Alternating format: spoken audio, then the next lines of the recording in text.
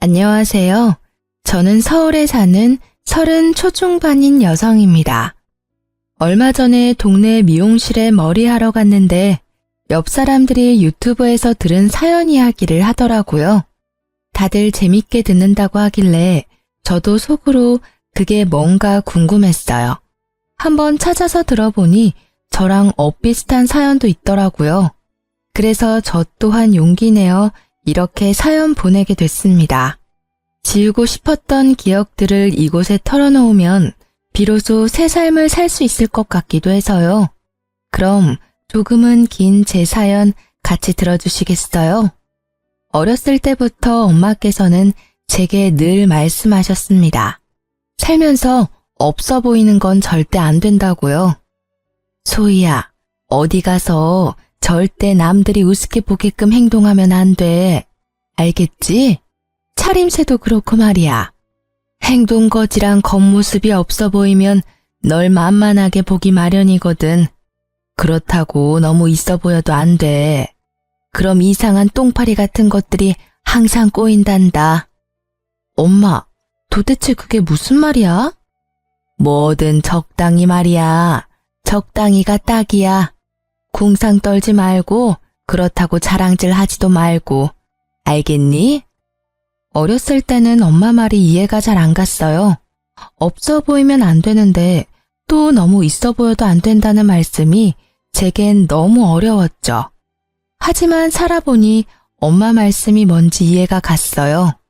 조금 후줄근하게 백화점에 가면 명품 매장에서 무시들 한다잖아요.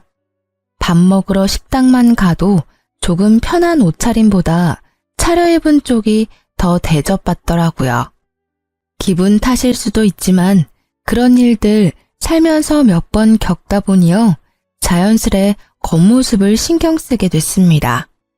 엄청 비싼 명품 옷을 입지는 못해도 깔끔하고 격식 있는 옷차림으로 다녔어요. 늘 주름 한 점 없이 깔끔히 다림질해서요. 그랬더니 주변에서 제가 엄청 잘 사는 집안 딸인 줄 오해를 많이 하더라고요. 특히 오랫동안 다닌 회사에서는 어느 부잣집 차만 딸이라는 소문이 파다했어요. 그래서인지 결혼 정년기가 되니까 천짜리가 엄청 들어오더라고요. 물론 저는 결혼에 관심 없어서 다 거절했습니다. 소희 씨 집이 잘 산다며? 아니요, 그냥 평범해요. 에이, 소희 씨 하고 다니는 것만 봐도 딱 부잣집 공주님인데? 아, 공주님은 아니고요. 전 그냥 평범한 평민입니다. 제가 엄마께 말씀드리니 괜히 엄한 놈 꼬이는 것 아니냐며 또 충고해 주셨어요. 혹시나 제 겉모습만 보고 팔자 고쳐보겠다고 다가오는 놈도 분명 있을 거라 조심하라셨죠. 엄마의 그 말을 계속 마음속에 새기고 있었지만 제 세상이 무너지니까 웬걸 사람 보는 눈도 다치더라고요. 건강하던 아빠께서 뇌출혈로 쓰러지시면서 엄마랑 저는 엄청 힘든 시기를 보냈습니다. 친정아버지께서는 다행히 골든타임을 넘기지 않고 바로 병원에 도착했어요. 그래서 큰 후유증 없이 잘 회복하셨죠. 불행 중 다행일까요? 아빠가 쓰러지시기 전에 보험도 잘 들어놨었고 저희 가족은 생활비나 병원비 걱정은 크게 없었습니다. 부자는 아니지만 아예 돈 없는 집안도 아니었으니까요. 남들보다 조금은 여유로웠기 때문에 당시에 경제적 걱정은 아예 없었습니다. 하지만 옆에서 아빠가 쓰러지는 걸 목격한 저와 엄마는 심적으로 많이 힘들었습니다. 언제 아빠가 엄마와 제 곁을 떠날지 모른다는 생각에 하루하루 불안했죠. 제가 한동안 회사에서도 힘들어하는 티가 많이 났는지 동료들이 많이 걱정해줬습니다. 다른 부서에서도 제 얼굴을 보면 이름 모르는 사원분이 위로해주고 회사에서도 배려를 해줘서 그나마 잘 회복했어요. 아빠가 다시 눈을 뜨시기 전에 저는 모든 게 불투명해 보이더라고요. 그런데 그때 제 옆에서 남편이 서성거렸습니다. 한 걸음 뒤에서 위로해줬던 동료들도 있었지만 그 사람은 제 옆에 딱 붙어서 엄청 저를 챙기더라고요. 소희 씨, 밥은 먹었어요? 아니요, 입맛이 없어서요. 그러지 말고 저랑 나가요. 모든 건 밥심이에요. 밥 잘 챙겨 먹고 기운 내야죠. 그 사람은 매일 한결같이 제게 밥은 먹었냐, 잠은 잘 잤냐 물어봤어요. 점심에는 제가 밥을 안 먹는다 싶으면 꼭 남아서 절 데리고 나가 먹는 걸 지켜보더라고요. 처음엔 그 사람의 위로가 보이지도 잘 들리지도 않았습니다. 그런데 어느새 제 일상에 그 사람이 스며들어 나중엔 정말 의지를 많이 했어요. 아빠가 건강을 회복하시고 무너졌던 일상이 돌아오자 저도 자연스럽게 예전으로 돌아갔어요.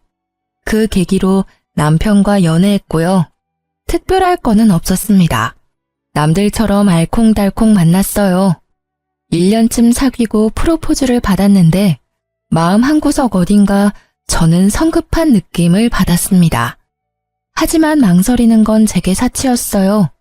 20대 초반처럼 연애를 많이 할 수 있는 시기도 아니고 언제 결혼 상대를 다시 만날지 모르니까요. 적당히 비슷한 환경의 회사 동료와 하는 결혼, 저는 나쁘지 않았습니다. 무엇보다 아빠가 아프셨잖아요. 도희야, 아빠가 당장 내일이라도 죽게 되면 너 결혼식은 어쩌냐? 우리 딸 결혼식에 내가 손은 잡아주고 떠나야 하는데. 아빠도 참, 그런 소리 하지도 마세요. 프로포즈 받는데 문득 중환자실에서 의식이 돌아온 아빠와 했던 대화들이 떠올랐죠. 그래서 저는 그와의 결혼을 결심하게 됐습니다. 게다가 제가 힘들 때 옆을 지켜준 사람이니까요. 그와의 결혼 준비는 모든 게 순조로웠어요. 결혼식까지 많이 싸운다던데 저희는 평화로웠죠. 그런데 어느 날 신혼집을 알아보는데 남친이 이런 말을 하더라고요. 자기야, 우리 그냥 장모님 장인어른 댁에 들어가서 살까? 응? 그게 갑자기 무슨 말이야? 아니, 내 친구가 처가살이 한다고 자랑하는데 처음엔 그냥 웃어 넘겼거든? 근데 보니까 장모님 사랑 듬뿍 받으면서 지내는 모습이 나도 좀 부럽더라고. 아무래도 시가살이는 며느리가 고통스러운데 처가살이는 사위한테 나쁠 게 없잖아. 난 우리 둘 다 행복한 결혼 생활 하고 싶거든. 자기 생각 좀 의외다. 난 시댁살이든 처가살이든 둘 다 별로야. 각자 다 커서 결혼했는데 다시 부모님 집으로 들어가는 건 좀 아닌 듯해. 게다가 우린 나이도 있잖아. 돈 모아야 할 젊은 신혼부부가 보통 부모님 집 들어가서 살지. 그래? 당신은 별로겠지만 장인어른 생각은 다르지 않을까? 응? 아무래도 한번 편찮으셔서 집에 우리라도 있는 게 든든하실 거야. 남친 말을 들어보니 또 일리가 있었어요. 그래서 저는 슬쩍 친정 부모님께 여쭤봤습니다. 엄마, 남친이 결혼하면 친정집 같이 들어와서 사는 건 어떻냐고 묻네? 굳이? 아니, 한창 신혼인데 여길 못하러 들어와. 아니, 아빠도 한번 아프셨고 하니까 그 사람도 나름 걱정됐나 봐. 이제 우리 집 사위라 이거지. 어머, 마음만 고맙게 받는다고 해줘. 어떻게 그런 기특한 생각을 했대? 요즘 세상이 변하기는 많이 변했나 봐. 네 아빠 들으시면 감동해서 우시겠다.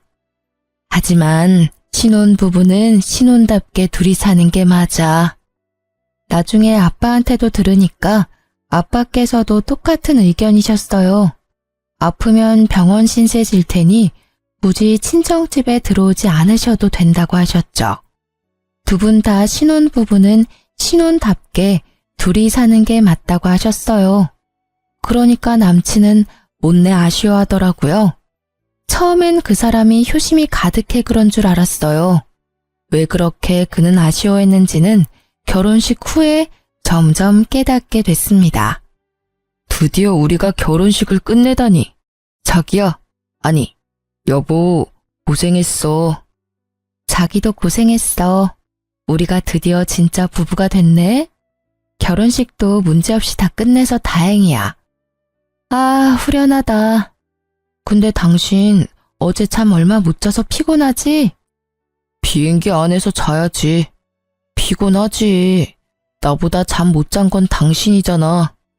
나도 비행기에서 기절할 것 같아. 근데 잠시만. 나 지갑이 어딨지? 지갑? 분명 챙겼는데 안 보이네. 뭐 캐리어에 있겠지? 차 내려서 나중에 확인해야겠다. 저희가 하와이로 신혼여행을 가는데 저는 환전을 넉넉히 해가려고 했어요. 그런데 남편이 카드 위주로 쓰자고 환전하지 말자더군요. 현금은 분실 위험도 있고 카드사 혜택이 많다고요. 각자 카드를 쓸지 아닐지는 정하지 않았었지만 남편이 지갑을 통째로 집에 두고 와서 어쩔 수 없이 여행 내내 제 카드로 다 해결했어요. 조금 더 넉넉하게 환전해 올 걸. 생각해보니까 카드 안 되는 곳 많으면 어떡해? 괜찮아. 거기도 사람 사는 곳이야. ATM기 있잖아. 거기서 현금 뺐으면 돼. 아, 생각해보니까 그렇네. 엄청 걱정했는데 다행이다. 이왕 간 거 돈 걱정하면서 여행하고 싶지는 않았거든. 그치? 오랜만에 가는 해외여행에다가 신혼여행인데 여유롭게 다니는 게 좋지. 자기 미안해. 내가 이렇게 중요한 날 지갑을 깜빡해서. 남편이 지갑을 통째로 두고 왔다고 해서 처음엔 좀 짜증이 났습니다. 카드 한도 때문에 여행에 차질이 생길까 봐요. 하지만 세상이 워낙 좋아져서 카드만 있으면 현금 뽑는 건 일도 아니더라고요. 게다가 지갑이라 다행이지 빡빡한 비행기 시간에 여권 안 놔두고 온 게 어디냐며 저는 좋게 생각하려고 했어요. 그런데 신혼여행 때 남편의 돌발 행동에 깜짝 놀랐습니다. 고의로 지갑을 두고 온 게 아닐까 생각했죠. 신혼여행 첫날 저는 결혼식이랑 장시간 비행 탓에 몸이 너무 고단했습니다. 반면에 남편은 피곤하지도 않은지 일찍 일어나서 산책을 하겠다고 하더군요. 깼어? 산책할래? 지금 몇 시야? 6시 반. 산책하고 호텔 조식 먹으면 딱일 것 같은데. 되게 일찍 일어났네. 미안한데 자기야, 나 지금은 도저히 못 일어나겠어. 조금만 더 자면 안 될까? 그럼 조식은 나 먼저 먹을까? 난 안 먹어도 돼. 근데 혼자 먹을 수 있겠어? 당연하지. 내가 애도 아니고. 혼자서도 잘 먹을 수 있어. 그러니까 걱정하지 말고 자긴 아직 피곤할 텐데 더 자요. 저는 남편이 조식을 먹고 난 뒤 금방 돌아와 저를 깨워줄 줄 알았어요. 그런데 일어나 보니 시간이 훌쩍 지나 어느덧 오후더라고요. 깨웠는데 혹시 제가 못 일어나서 혼자 나간 건가? 아님 무슨 일이라도 생겨서 아직 안 들어온 건가? 별별 생각을 다 하면서 전화를 확인하는데요. 아니나 다를까 문자가 엄청 와 있더라고요. 놀랍게도 그건 남편의 연락이 아니라 카드 결제 문자였습니다. 아주 다양한 금액대가 긁혔더라고요. 처음에는 제가 해외에 있다는 걸 인지를 못하고 정말 깜짝 놀랐어요. 도난 신고를 해야겠다는 생각과 손이 벌벌 떨리는데 갑자기 이곳이 하와이라는 게 떠올랐습니다. 헌데 그것도 잠시 제가 카드를 분실했구나 좌절했는데요. 순간 잠결에 제 카드를 들고 간다는 남편의 음성이 떠오르더라고요. 저는 곧바로 다리에 힘이 풀려 주저앉았습니다. 분실한 게 아니라 다행이라며 혼자 안도를 하다가 아니지, 그게 아니지라는 생각이 들었어요. 제가 호텔방에서 혼자 자고 있는데 남편 혼자 쇼핑을 하고 있는 상황이 이해가 안 갔죠. 그것도 제 카드를 말도 없이 엄청 긁었으니까요. 그 생각이 들자마자 남편에게 전화를 걸었는데 전화를 안 받더라고요. 연락이 계속 안 되니까 남편이 카드를 잃어버렸다는 결론으로 도달했어요. 여보세요? 아니, 제가 신혼여행을 해외로 왔는데요. 카드를 분실한 것 같아서요. 놀라서 부랴부랴 카드 분실 신고를 하고 있는데 눈물이 나더라고요. 그땐 정말 놀라서 카드를 정지시키고 곧바로 연락 안 되는 남편도 실종 신고를 하려고 했어요. 다행히 카드 고객센터와 통화하는 중에 남편은 무사히 호텔방으로 돌아왔습니다. 놀란 토끼 눈의 남편을 마주하자 안도와 동시에 화가 치솟더라고요. 뭐야 당신? 지금까지 뭐 했어? 내가 얼마나 놀란 줄 알아? 여보, 왜 울고 있어? 나 쇼핑하고 왔는데. 말도 없이 혼자 쇼핑하고 온 거야? 너 피곤하대서 혼자 다녀왔지. 그건 새벽이었고 오전에 나 깨울 생각은 안 들었어. 지금 오후 2시가 훌쩍 넘었어. 시간이 벌써 이렇게 됐다고? 내가 미안해. 정신없이 돌아다니다 보니까 미처 몰랐다. 근데 당신도 너무하다. 내가 못 깨웠어도 혼자 일어나면 되잖아. 애야? 뭐? 그렇잖아. 내가 몇 시에 돌아올 줄도 모르는데 알람이라도 맞춰놓고 잤어야지. 당신 도대체 몇 시에 일어난 거야? 내가 그럴 정신이 있었어? 밤 늦게 도착해서 기절했잖아. 나 6시에 일어났을 때도 비몽사몽이었어. 그리고 상식적으로 난 당신이 아침 먹고 산책만 하고 돌아올 줄 알았어. 연락은 되지도 않고 남겨놓은 것도 없고 카드 결제 내용만 잔뜩 와 있잖아. 내가 안 놀라게 생겼어? 게다가 내 카드를 상의도 없이 어떻게 막 긁어. 대충 계산해봐도 200만 원 훨씬 넘더라. 말하다 보니 그제야 남편의 손에 들린 쇼핑 봉투들이 눈에 띄더라고요. 그중에는 명품 브랜드 로고가 박힌 쇼핑백도 있었어요. 정말 기가 막히더라고요. 들어보니 당신이 놀랄만 했네. 내가 언성 높여서 미안해. 오랜만에 해외여행 와서 너무 들떴었나 봐. 그런데 나 진짜 혼자 놀다 온 게 아니라 당신은 피곤하다 했고 편하게 혼자 잘 자라고 자리 비켜준 거야. 조식 먹고 산책 좀 하다가 호텔 구경하는데 심심하더라고. 그래서 잠깐 바깥 구경한다는 게 이사단이 났네. 세일도 많이 하고 또 한국보다 더 싸니까 나도 모르게 카드를 긁고 있더라. 상의 없이 카드 써서 미안. 근데 나 진짜 내 거 산 게 아니라 양가 부모님 선물이랑 기념품 산 거야. 그러니까 너무 뭐라 하지 말아줘. 우리 엄마 직업이 워낙 오래됐는데 여기 와서 보니까 엄마 생각이 엄청 나더라고. 그래서 나도 모르게 결제해버렸어. 근데 말야, 나도 호텔방 들어오자마자 당신 울고 있는 모습에 얼마나 놀랐는지 몰라. 그니까, 뭐? 왜 효도를 내 카드로 하려고 해? 게다가 그 카드 한도도 별로 안 돼. 우리 환전도 별로 안 해왔잖아. 아니, 좋게 생각해서 진짜 나한테 상의하고 같이 사러 갔으면 내가 이래? 나 당신 정말 이해가 안 돼. 한도가 얼만데? 신용카드 말고 다른 체크카드는 없어? 뭐? 남편이 반성은 안 하고 제게 다른 카드가 없냐고 묻는 순간 저는 속으로 결혼식 올리고 바로 이혼해도 될까? 사람들이 엄청 뒤에서 수군거리겠지? 뭐 이런 생각을 속으로 했어요. 어떻게 배우자가 되자마자 카드를 자기 것처럼 막 쓸 수 있는지 이해가 안 됐습니다. 물론 남편이 쓴 건 남편에게 다 받을 생각이었지만요. 이 신혼여행은 망했어. 어떻게 시작부터 이래? 남은 여행 나 웃으면서 보낼 자신 없어. 자기야, 실수라고. 한 번만 화 풀어라, 응? 내가 배려 없이 굴어서 미안해.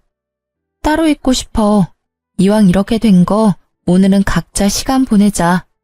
나 생각할 시간이 좀 필요해. 여보야. 그리고 당신이 오늘 카드 쓴 거 말야. 아무리 양가 부모님 선물이라 해도 나랑 아무런 상의도 안 하고 산 거니까 환불하던지. 아님 당신이 쓴 돈들 계산해서 나한테 입금해. 아무리 부부가 됐어도 지켜야 할 선이라는 게 있는 거야. 식 올리자마자 어떻게 이래? 뭐? 입금하라니. 뭘 꼭 그렇게까지 해야 해? 입으로는 미안하다면서 아직도 정신 못 차렸구나? 그럼 나 혼자 당신이 쓴 돈 감당해야 하는 거였어? 나도 평범한 직장인이야. 매달 고정 지출비가 있는데 갑자기 그렇게 큰 돈 나가는 거 부담스러워. 부부끼리 참 치사하다. 뭐? 치사? 내가 모른 척 하려고 했는데 당신 아침만 혼자 먹은 거 아니더라? 식당에서도 카드 긁었던데 혼자 점심까지 먹고 왔지? 그게 더 말하기 싫고 나가. 방을 하나 더 잡던지 해. 아님 내가 나갈까? 알았어. 일단 자기 기분 풀릴 때까지 따로 있자. 그렇게 저는 화가 안 풀려서 신혼여행 내내 남편이랑 따로 지냈습니다. 남편 꼴도 보기 싫어서 돌아다니지도 않았어요. 그냥 호텔에만 박혀서 호텔 안에서 식사도 다 해결했어요. 남편이 무릎 꿇고 싹싹 빌어서 마지막 날쯤 겨우 화해했어요. 화해라기보다는 한국에 들고 갈 선물들 사려고 억지로 얼굴 봤네요. 어쨌든 결혼 축하하러 와준 소중한 걸음들의 보답도 해야 하고 양가 어른들 선물도 다시 준비해야 했으니까요. 남편은 정말 반성한다며 그대로 사왔던 것들 다 환불했습니다. 그래서 그때 산 게 진짜 부모님 선물이었는지 본인이 갖고 싶었던 걸 산 건지는 잘 모르겠어요. 또 그렇게 당장은 짜증나도 화해할 수밖에 없었던 가장 큰 이유는요. 신혼여행에서 돌아오는 날은 친정집에서 자야 했기 때문입니다. 친정 부모님께 안 좋은 모습 차마 보여드리고 싶지 않았거든요. 그리고 그 다음 날은 시댁에서 보내기로 했기 때문에 저는 우선 그 일정을 다 마무리하자 생각했어요. 그리고 신혼여행 때 사건을 남편과 한 번 더 제대로 짚고 넘어가야겠다 싶었습니다. 진짜 이혼할 수도 있는 문제라고 생각했거든요. 엄마, 아빠, 저희 왔어요. 왔어? 어휴, 고생했네. 즐겁게 쉬고 왔어? 네, 뭐. 엄마, 그런데 뭘 이렇게 많이 준비했어. 상다리 부서지겠다. 엄청 고생했겠네. 뭘, 아빠가 많이 도와줬어. 뭐 한 건 없지만 우리 딸, 우리 사위 많이 먹어. 우와, 감사합니다, 장모님. 남편은 잠깐 제 눈치를 보다가 밥을 허겁지겁 맛있게 먹더라고요.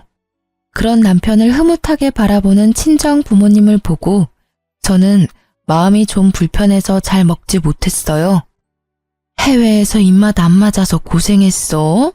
사위는 잘 먹는데 넌 왜 그렇게 못 먹었어? 미안해, 엄마. 힘들게 준비하셨는데 딸이 많이 못 먹어서 속상했구나. 아니, 비행기를 오래 타고 와서 그런가 입맛이 없었어. 속이 부대끼더라고. 약 줄까? 아니, 그 정도는 아니야, 엄마. 나 괜찮아요. 근데 엄마는 이제 괜찮아? 뭐가? 엄마 결혼식 때 엄청 우셨잖아. 아이고, 그러게. 내가 기쁜 날 그렇게 울면 안 됐는데. 예쁜 딸 보내려니 그렇게 속상했어요? 당연하지. 우리 예쁜 딸 시집 보내는데 내가 안 울면 이상하지. 사위가 야속하기도 했지. 엄마는 너 좀 더 내 옆에 데리고 있고 싶었거든. 엄마께서는 갑자기 또 우셨어요. 저는 당황해서 엄마 눈물을 닦아드렸죠. 너무 울어서 남편은 밥 먹게 하고 저랑 엄마는 안방에 들어가서 마저 얘기를 나눴는데요. 엄마, 그만 울어. 나 결혼했어도 집도 가깝고 우리 자주 볼 거잖아요. 그게 말이야, 소희야, 사실 말이다. 엄마께서는 한참을 우시다가 천천히 옛날 이야기를 해주셨어요. 가슴속에 품고 있었던 이야기를 고민하고 또 고민하고 제게 털어놓으셨습니다. 제가 상처받을까봐 지금껏 숨겼었는데 이제는 다 커서 결혼도 했고 진짜 말해줘야 할 것 같았다고 하시더라고요. 뭐? 내가 엄마 딸이 아니라고? 아니긴 왜 아니야. 넌 누가 뭐라 해도 내 딸이야. 그러니까 어쨌든 엄마 말은 내가 친딸이 아니란 거잖아. 저는 2살 때 입양됐다고 합니다. 처음엔 너무 충격이었어요.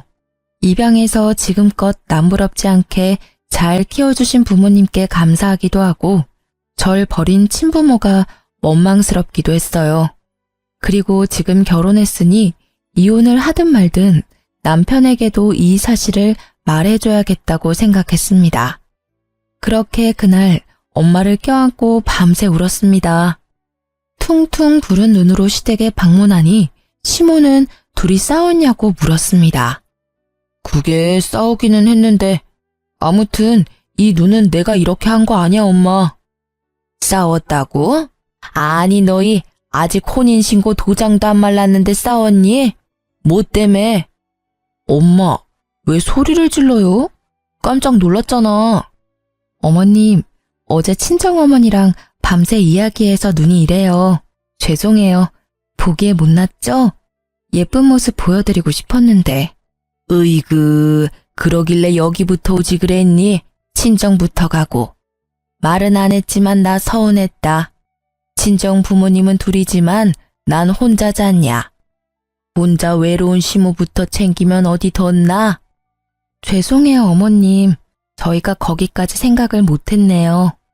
괜히 저희 돌아오는 날이라고 이것저것 혼자 챙기시느라 힘드실까봐요. 친정 엄마께서 먼저 친정집 오라고 하셨거든요.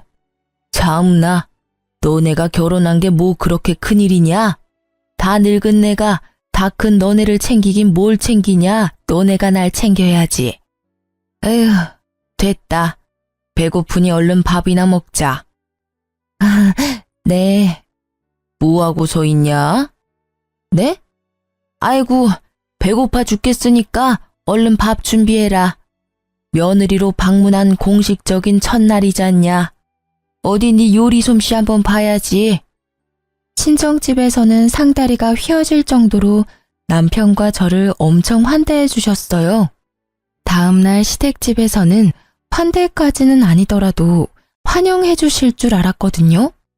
그런데 오히려 시모는 며느리 됐다고 갑자기 하대하면서 제게 첫 식사 준비해 보라고 하더군요. 정말 황당했지만 일단은 어른이 시키니 열심히 요리를 했습니다. 그랬더니 시모는 입맛에 안 맞는다고 저를 나무랐어요. 어머, 국이 왜 이렇게 짜냐? 완전 소태다. 얘, 너 이런 식으로 국을 끓이면 나트륨 중독으로 우리 아들 명줄 짧아져. 요리 좀 한다고 들었는데 왜 이 모양이니? 너 우리 아들이랑 같이 살려면 나한테 엄청 배워야겠다. 엄마, 맛만 있는데요 뭘. 자기야, 진짜 맛있어. 반찬도 다 맛있는데.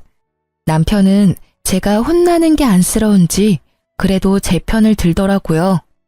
저는 밤이 되어서야 시모의 구박에서 벗어날 수 있었습니다. 요리부터 설거지까지 전부 제게 테스트한다며 절 다 시켰거든요. 어머님, 좀 너무하신 거 아니야? 다짜고짜 여독 풀지도 못한 며느리한테 요리시키셔서 첫날이라 그러시는 거겠지 하고 참았어. 근데 설거지까지 다 나 시키고 자기는 도와주지도 않고.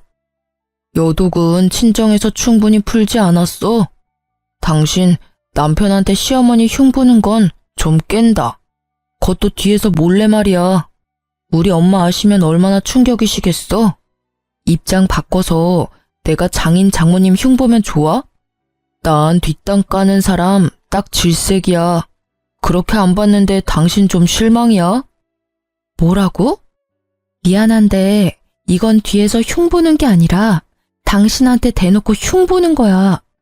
아니, 당신이야말로 입장 바꿔서 생각해봐. 우리 엄마 아빠가 어제 당신한테 사위 된 지 첫날이니 요리하고 설거지 해보게 하면 기분 좋아? 그런 취급 받으면 좋겠냐고. 뭔 소리야. 남자랑 여자는 다르지. 뭐가 다른데? 우리 엄마 아빠께서는 당신 귀한 손님 대접해줬는데 난 왜 여기서 찬밥 신세야. 시댁에서 큰 소리 내며 싸울 수는 없으니 남편은 집 가서 다시 이야기하자며 자리를 피했어요. 저는 여러모로 신혼여행 때부터 받은 스트레스에 몸도 마음도 지친 상태였습니다. 게다가 풀리지 않은 여독과 종일 시모에게 시달려 피곤이 몰려오더군요. 잠깐 눈을 붙인다는 게 아예 잠들어 버렸죠. 그런데 깨어보니 또 남편은 제 곁에 없었습니다. 화가 나서 다른 방에서 자나 싶었죠. 물을 마시러 나왔는데 시모랑 남편이 마당에 있더라고요. 저랑 엄마가 둘만의 시간이 필요했던 것처럼 두 모자도 할 말이 있겠지 싶었어요. 그런데 창문 방충망 사이로 들려오는 제 이름에 저도 모르게 귀를 쫑긋했습니다. 가까이 가니 시모랑 남편은 소주를 마시고 있었어요. 자기 예뻐하는 모습이 안 보이는데 제가 쉽게 넘어오겠어? 엄마라도 먼저 좀 잘해줘야지. 안 그래도 신혼여행 때 대판 싸웠는데 엄마까지 그러니까 섭섭하다고 난리잖아. 아이고, 그게 마음처럼 쉽게 되는 줄 아냐? 소위 제가 예쁜 구석이 있어야 예뻐하지. 저는 그 대화에 온몸이 굳었지만 딱 한 군데 손가락은 잘 움직이더라고요. 혹시라도 놓칠세라 곧바로 동영상을 촬영했습니다. 저보고 뒷담 까지 말라고 뭐라 하더니 남편은 시모랑 제 이야기하는 모습에 본능적으로 찍었죠. 발뺌할지도 모르니 창문을 통해서 동영상을 찍었습니다. 아니, 소희 걔가 애가 예뻐 보이기라도 하면 몰라. 얼굴도 그 꼴이 뭐냐? 안 그래도 못생긴 얼굴 더 못 봐주겠더라. 엄마, 내가 좀만 참자고 그랬잖아. 소희 내 스타일 아닌 거 엄마도 잘 알잖아. 나도 꾹 참는데 엄마도 좀 예뻐해줘. 장인어른 몇 년 전에 뇌출혈 수술했었으니까 분명 오래 못 살 거라 몇 번 말해? 금방이야. 지금 정정해 보여도 2차 뇌출혈 소리 소문 없이 금방 또 온단 말이야. 그럼 그 재산 다 우리 거라고. 그니까 며느리한테 잘해줘. 히히히, 그래. 그 사돈 양반 언제 갈지는 몰라도 고시겠지 아마. 그래, 내가 그것만 믿고 결혼시켰지. 깜빡했다. 소희 저기 집애가 뭐 볼 건 없어도 집안 하나는 좋아 보이니. 내일부터는 정말 마음 다 잡고 잘해줘야겠다. 그래, 엄마. 난 소희가 아니라 저 집안 재산이랑 결혼한 거야. 그것만 생각하자. 아, 근데 생각할수록 저거 열받네. 집도 잘 살면서 신혼여행 가서 내 돈까지 쓰게 하더라고. 너가 잘 몰라서 그래. 원래 잘 사는 집안일수록 그런 거 칼같이 지키는 거야. 그래? 어떻게 카드 받아내지? 결혼한다고 끌어모았어서 이제 우리 알거지잖아. 너야말로 성급하다 이놈아. 살살 구슬려야지. 그런가? 엄마, 내일부터 살살 구슬려 볼게. 화이팅! 짠합시다 어머니. 이 지긋지긋한 월세집에서 벗어나기 위하여. 알고 보니 이 넓은 시댁 단독주택도 월세였더라고요. 저는 남편과 시모의 대화에 참을 수 없는 분노가 차올랐어요. 어떻게 저와 제 부모님을 두고 그런 생각을 했는지 치가 떨렸습니다. 남편은 회사에 놔두는 소문을 듣고 제가 잘 사는 집안 딸인 걸 알고 접근한 거였죠. 참 허망했습니다. 저는 속이 뒤집어졌지만 곧바로 티내지 않았습니다. 못된 모자 참교육은 시켜줘야 했으니까요. 이혼은 정해진 결론이고 못된 아들 의견에 동조한 시모부터 복수하기로 생각했어요. 저는 매일 점심시간마다 시댁에 놀러 갔습니다. 회사랑 가까웠거든요. 이미 남편과 시댁의 재정 상태는 알았고 뜯어먹을 건 없고 밥이라도 얻어먹어야지 싶었어요. 시모는 처음에는 저를 반겼어요. 어머님, 저 어머님 손맛 배우려고 왔어요. 근데 어쩌죠? 회사 점심시간에 온 거라 바빠서 요리는 못 배울 것 같은데. 어머, 네가 요리를 못하러 배워. 내 말을 아직도 담아뒀어? 내가 해줄 테니까 넌 걱정하지를 마. 어머님, 그럼 저 갈비찜 먹고 싶은데 내일 또 와도 돼요? 응? 갈비찜? 아, 내일 또 온다고? 아, 그래. 내가 다 해놓으마. 먹고 싶은 거 미리 말하기만 해. 큰 소리 뻥뻥 치던 시모에게 저는 매일 먹고 싶은 걸 말했죠. 어머님, 전복회가 너무 먹고 싶어요. 아침부터 시모에게 연락해 놓으면 시모는 열심히 장봐서 점심을 제게 대접하더군요. 그리고 남편에게 마음에도 없는 시모 칭찬과 자랑을 했어요. 여보, 어머님이 날 정말 끔찍하게 아끼셔. 나 친구들한테 계속 자랑하잖아. 오늘은 전복회까지 직접 떠주셨다니까. 그래? 전복회? 맛있었겠다. 난 왜 안 불렀어? 에이, 나랑 친해지셔야 하는데 당신이 왜 껴? 그렇지. 얼른 둘이 친해져야 좋지. 응. 저번에 뭣도 모르고 서운하다고 해서 미안해. 어머님 진짜 좋으신 분 같아. 그치? 사람 겪어봐야 알잖아. 우리 엄마랑 너도 분명 서로 잘 알게 되면 잘 맞을 거라 나도 생각했어. 근데 엄마 용돈 좀 드리는 게 어때? 매일 가서 먹으면 엄마 좀 부담스러우시겠다. 응? 아니지. 어머님 그럼 부담스러워서 나 밥 못 먹이셔. 용돈은 다음에 챙겨드릴 거야. 그래? 떨떠름한 남편의 대답에 저는 속으로 비웃었죠. 그리고 제가 용돈도 안 주고 점심시간마다 낼름 밥만 먹고 가니 이제 시모는 아예 냉장고를 이제 비워놓고 기다렸습니다. 어머님, 냉장고가 텅텅 비었네요. 어쩌지? 내가 장 보러 갈 시간이 없어서 못 봤네. 괜찮아요. 오늘 해물찜이 너무 먹고 싶은데 어머님 힘들까봐 제가 오는 길에 배달 주문해놨어요. 잘했죠? 해물찜? 내가 좋아하는 거 어떻게 알고. 아유, 고맙다. 배달 왔습니다. 네. 헉, 어머님. 응? 어쩌죠? 제가 회사에 지갑을 두고 와서요. 결제 좀 부탁드려요. 그래, 뭐 내가 일단 결제하마. 얼마죠? 네, 59,000원입니다. 거참 되게 비싸네. 그렇게 냉장고를 비워둔 시모를 위해 저는 매일 점심을 미리 주문해서 갔어요. 해물탕으로 시작해서 초밥, 중식 코스 요리 등등 배달 가능한 비싼 음식들이 많잖아요. 할 수 있는 한 시모를 다 뽑아 먹었죠. 시모는 성질을 참다 못해 한마디 했습니다. 너 용돈 한 번 안 주고 너무하다 정말. 내가 지금 이번 달 식비만 얼마를 쓴 줄 아냐? 어머님, 설마 저한테 쓰는 돈이 아까우세요? 제가 한껏 울상을 짓자 시모는 당황하다가 얼마든지 먹고 싶은 거 말하라고 떵떵거리더군요. 그리곤 친정 부모님한테 가서 시모가 이렇게 잘해준다고 말하라고 시켰습니다. 전 당연히 그러겠다고 말했죠. 그리고 이 말을 덧붙였더니 시모가 개거품을 물었어요. 저는 친부모가 누군지도 모르지만 지금 너무 행복해요. 양부모님도 모자라서 시어머님께도 이렇게 사랑을 받으니까요. 전 정말 복받은 사람이에요. 뭐? 뭔 소리냐 그게? 너 니네 부모님 친자식 아니냐? 네, 저도 얼마 전에 알았어요. 저 어렸을 때 입양하셨대요. 너 왜 그 중요한 걸 숨겼냐? 진짜 네가 친자식이 아니라고?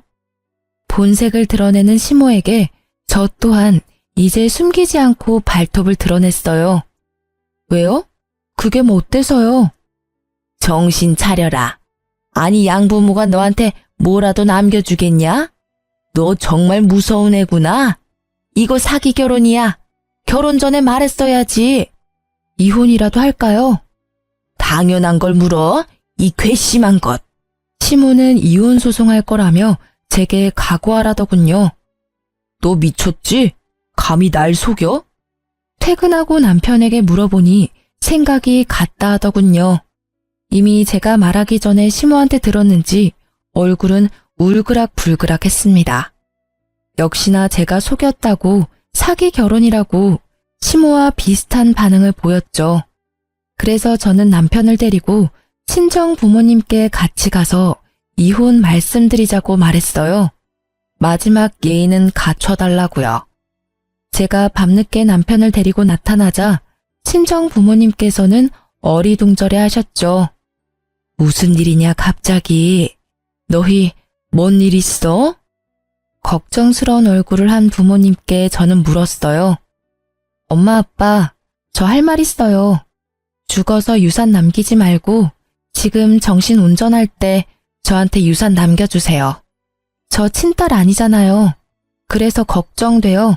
아무것도 못 받을까 봐서요. 아무것도 모르는 친정 부모님께서는요. 당황하시다가 이내 곧바로 웃으면서 알겠다고 하셨어요. 그래, 소희 네 생각이 그렇다면 그렇게 해주마. 남편은 아빠의 말씀에 당황한 얼굴로 말하더군요. 아니, 친딸도 아닌데 정말 얘한테 재산 남겨주실 거예요? 얼마나요? 친정엄마께서는 남편의 속보이는 말에 놀라신 얼굴이었죠. 자네, 뉘앙스가 좀 그렇네. 우리가 소희한테 재산 주는 건 당연한 거 아니겠나. 우리 마음으로 낳은 딸인데 누가 뭐라 해도 소희는 내 딸이야. 남편은 친정 부모님의 태도에 놀라서 태세 전환했어요. 여보, 정말 감동이다. 장모님, 장인어른, 그동안 우리 소희 이렇게 예쁘게 키워주셔서 감사합니다. 앞으로는 제가 소희 지키겠습니다. 웃겨? 네가 뭔데 날 지켜? 난 내가 지켜. 엄마 아버지, 저 재산 필요 없어요. 아까 한 말은 진짜 재산 받으려고 한 말 아니에요. 저 멀쩡한 직업도 있고 모아둔 돈도 충분해요.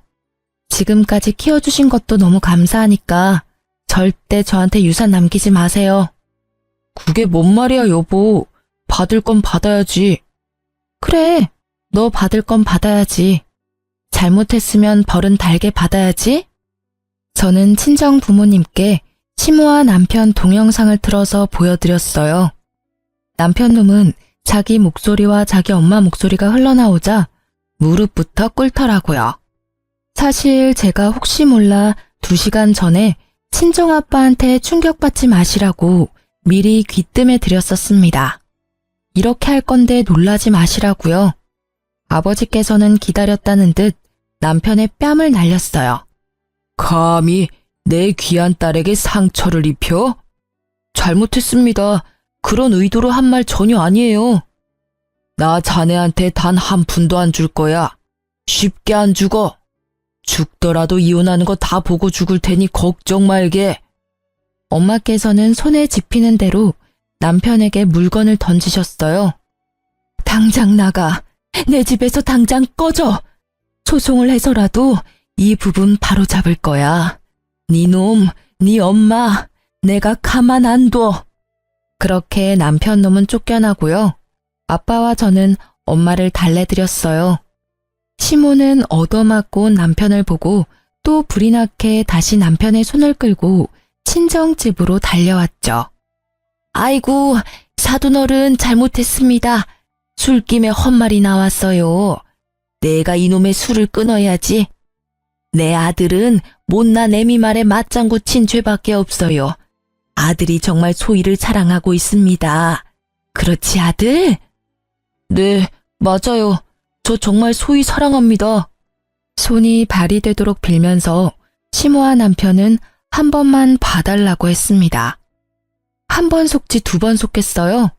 너 보니까 왜 처음부터 처가살이 타령한지 알겠다. 소름 돋아. 우리 엄마 아빠 집에 들어와서 무슨 짓 하려고 그랬니? 절대 아니야. 소희야, 그런 거 절대 아니야.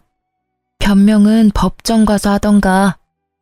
저와 친정 부모님은 끝까지 그 둘을 외면했습니다. 나가라고 끌어내도 안 돼서 경찰까지 불렀죠. 그렇게 결국 이혼 소송은 제 승리로 끝났습니다. 명확한 유책 사유가 남편에게 있었으니까요.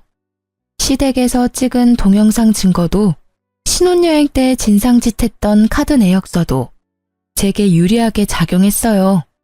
남편과 시모는 비싼 전원주택 월세 감당 못해서 쫓겨났더라고요. 부동산 직원한테 들어보니 원래부터 두 모자는 원룸에서 살았다고 합니다. 저랑 결혼하려고 전원주택에 무리하게 들어가선 단기 월세살이를 한 거죠. 전 남편과 이혼 소송 중에 회사에서 마주치는 게 너무 싫었는데요. 마침 타이밍 좋게 전 남편은 회사에서 잘렸습니다. 전 남편은 돈 무서운 줄 모르고 결혼 전에 회사 동료들한테 야금야금 빌린 돈들이 있었나 봐요. 안 갚고 배째라는 시기라 크게 한바탕 난리가 났어요. 하마터면 저까지 피해 입을 뻔했네요. 그나마 결혼 전 빌린 돈이라 저는 엮이지 않았네요. 회사에 제가 관련되지 않은 거라 소명하느라 골치 꽤 아팠습니다. 이혼 후에 오픈하려고 했는데 결국 이혼 전 소송 중인 것도 다 오픈했습니다. 전 남편 아주 빚더미에 오르고 근처 아파트 공사 현장에서 일하는 걸 누가 봤다는 소문만 들었네요. 그거라도 열심히 해서 어서 회사 사람들 돈부터 갚았으면 좋겠네요. 괜히 저도 얼굴 보기 껄끄러워졌거든요. 제 잘못 없는 거 알았는데도 일부분의 사람들은 은근히 여유 있는 제가 책임지길 원하는 사람도 있더라고요. 하지만 제가 사기 결혼까지 당하고 돈까지 갚아야 하나요? 저는 딱 잘라 거절했습니다. 전 시모는 얼마 전에 회사 근처 국밥집에서 봤어요. 주방에서 땀 범벅이 되어 설거지하고 있더라고요. 이사도 안 갔는지 제 회사 근처인 걸 알면서도 이곳에서 일하는 게 웃겼죠. 같은 동네 살면 참 이런 점이 웃겨요. 좋은 마음은 아니고 저도 사람인지라 쌓인 한이 있잖아요. 국밥집 사장님께 설거지하는 이모 힘들어 보인다고 고생하시니 이모님 팁이라도 드리라고 10,000원을 드렸습니다. 이모, 저기 마음씨 착한 분이 10,000원 팁이라며 주셨어. 아이고, 고맙습니다, 손님. 제 얼굴도 안 보고 연신 고맙다고 고개를 조아리는 전 시모였어요. 그러다 고개를 들어 제 얼굴 보곤 낯빛이 어두워지더라고요. 저는 웃으며 수고하시라고 한마디 남기고 가게를 나왔네요. 이제 그 국밥집은 안 가려고요. 친정 부모님께서는 재혼도 절대 하지 말고 그냥 부모님 곁에만 있어달라 하시네요. 알콩달콩 셋이 살자고요. 저도 한번 세게 대어보니 남편도 필요 없다고 느꼈어요. 또 살다 보면 모르지만요. 지금은 남은 인생 친정 부모님이랑 추억 더 쌓으면서 보내고 싶습니다. 친자식도 아닌데 진짜 친자식처럼 키워주신 부모님 은혜에도 보답해야죠. 여러분, 제 사연 끝까지 들어주셔서 감사합니다. 혹시나 제 사연 때문에 혈압 높아지셨을까봐 걱정됩니다. 시원한 물 한 잔 천천히 들이키시고 무더위 잘 이겨내시길 바라겠습니다. 감사합니다.